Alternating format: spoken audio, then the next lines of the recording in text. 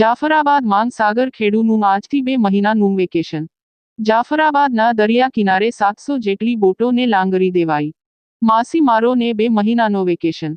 રાજ્ય સરકાર દ્વારા દર વર્ષે 1 જૂનથી માછીમારો દરિયો ન ખેડવા માટે સૂચના આપી દેવામાં આવતી હોય છે। ત્યારે માછીમારો દ્વારા દરિયામાં માછીમારી કરવા ગયેલી તમામ બોટને પરત કાંઠે બોલાવી લેવામાં આવી છે। માછીમારો આ 2 મહિનાના વેકેશન દરમિયાન બોટોને સાફ સફાઈ તેમજ દોર સાધવા સહિતના કામમાં વ્યસ્ત થઈ જશે। આ ઉપરાંત લગ્ન વેવિશાળની મોસમ ખીલશે તેમજ ધાર્મિક કાર્યક્રમ પણ ઠેર ઠેર યોજાશે। કોઈના પુત્ર પતિ સહિત પરિવાર પરત ઘરે આવી વેકેશન માણશે। મહિલાઓ યુવતીઓ માતા પિતા પત્ની સહિત પરિવાર ખુશીથી ઠેર ઠેર અનેક કાર્યક્રમના થશે આયોજન। રિપોર્ટ કમલેશ ઢાપા સાથે કાળુ શાહ કનોજિયા। બશીરભાઈ અબ્દુલભાઈ શેખ, બોર્ડ એસોસિએશન પ્રમુખ, મુસ્લિમ સમાજ જાફરાબાદ।